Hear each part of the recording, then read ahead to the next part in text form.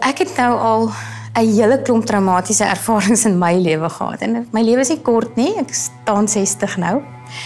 So, die grootste eerste ding wat my oorgekom het is in 1991, my derde kind. Was 'n seentjie.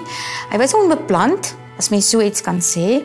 Maar, en toe het hy 'n dag voor sy geboorte ophou leef, binne in my. Daar was geen antwoorde hoekom. Die naaldstringetjie was nie om sy nekkie gewoel of hy was baie woelig die dag voor die tyd, maar die naaldstring het klaarblyklik 'n bietjie opgewen en om dalk 'n suurstofnood, maar ek het nooit volledige antwoorde gekry nie. Dit is soos 'n wiegiedood. Ek ervaar dit in my gees as 'n intrauteriene wiegiedood. Daar was nie 'n virus nie, daar was niks wat hom siek gemaak het of vir my nie. En met die verlossing het die naaldstring weer so hulle kon ook nie regtig vir my dit sê nie. Dis die een ding, mense kry nie altyd antwoorde nie. Ek sal nou weer terugkom na dit ook, dat mense nie altyd antwoorde kry nie. Dis was die eerste groot trauma in my lewe. Toe, ons het deur baie besigheidstrauma gegaan. Ons het 'n paar besighede verloor, 'n paar keer heeltemal op die vloer rondgekruip sonder geld, maar weer altyd maar net opgestaan. En toe het ek hier omtrent Emily, my jongste kind, was in matriek. Toe kry ek 'n geleentheid Kaap toe, hier omtrent waar ons nou sit in die middestad, by die Cape Diamond Hotel, om my rooi tomatie, red tomaat, dit was tog nie rooi tomatie nie, red tomato, toe kom oorbou in hierdie hotel. Dit het 3 maande gehou, dit het glad nie uitgewerk nie, maar 2013 is ons terug Gauteng toe, en toe skryf ek in vir Kokkedoor 1, ek was nie gekies nie, toe trek ons terug Pretoria toe en toe word Kokkedoor 2 uitgeroep. En toe beland ek nou daarin. En dit was heerlik, 'n wonderlike ervaring. Dit het vir my heeltemal in 'n ander loopbaan moontlikhede ingesit. Ek is ontbytsake toe, ek het my eie show gehad.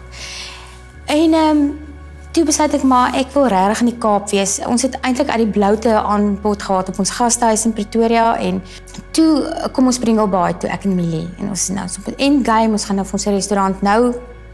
Ons gaan doen wat ons doen, ons reis rond agter events aan. Toe word dit rooi tomatie, want dit is nou sit in Afrikaanse TV en ons het besluit, ons gaan hierdie goeters nou Afrikaans doen. En toe het ons nou die ding by die hotel aangepak. En dit was vir ons die grootste lekkerte. En toe slaan COVID toe. Ons het Februarie maand oopgemaak en 20 Maart toe is dit ons laaste Sondag toe maak hulle restaurantwese toe. En 8 maande later het hulle dit weer oopgemaak en ons kon 'n paar ure 'n week oop wees en goed. En my man het nie meer lig gesien nie. Hy was regtig moedeloos. En ek dink op die dag wat hy weg is, het hy net in 'n oomblik besluit, ek is klaar. En hy het nie eers my boodskapie gestuur nie. Ek dink nie hy het dit vreeslik baie oorweeg nie.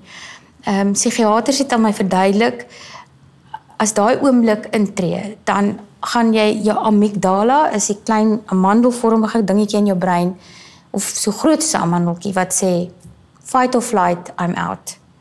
En ek dink dit het gebeur en Emilie is daai dag weg. En dit was ons was 40 jaar saam. Vandat ek 16 jaar oud was ek sy meisie, hy was al 20. En dit was verskriklik. Daai oomblik sal ek nooit vergeet nie, hoe ek by hom neergeval het, ek sê, Milietjie, want ek het hom altyd, alhoewel hy 'n groot lang man was hy my Milietjie. Ek was so close. En hom net gesê, wat het jy nou gedoen? So dit was nie die einde nie, 2 jaar later, toe het ek nou begin, ek het terapie ontvang om afskeid te neem van Millie en deur die trauma te kom en deur die rouproses te kom. En ek was net mooi lekker dat ek voel, okay, ek gaan hom altyd mis, maar ek kan weer lewe. En toe sit ons eenmiddag in braai by my huisie wat ek in Rydsby hier bo op 'n dak. Ek het 'n kruiwa, ek braai op my dakstoep. Ek het dit altyd so genoem, ek was oop daaroor. Ek het altyd goedjies geskryf oor ek in hierdie kruiwa vuur van my. En daardie dag, toe kom daar ewe skielike wind en hy vat die kole en hy gooi dit op my stoepbedjie, ek hou vreeslik van vintage meubels. Daar begin die bedjie brand en toe daai ding brand, toe brand die hele huis af, van my af. So ek het verantwoordelik gevoel, ek het sleg gevoel, dit was 'n ongelooflike trauma. 10 keer erger as die verlies, my eerste 2 verliese.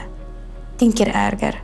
Want toe verloor ek alles. En die laaste wat ek nog van die meel gehad het, is in daai huisie weg. En dit was dit. Daar moes ek nou weer heeltemal opstaan.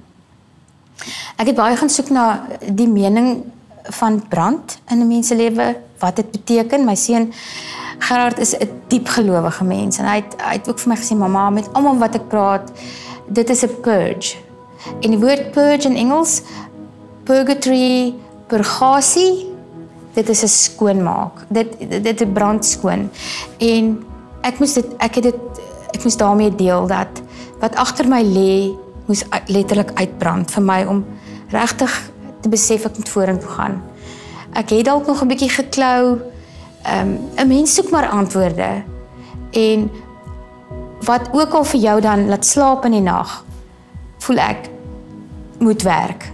Weereens het ek met God gepraat, vir hom gesê, maar hoe nou? Was dit nou regtig nodig vir my? Al my precious, my boeke.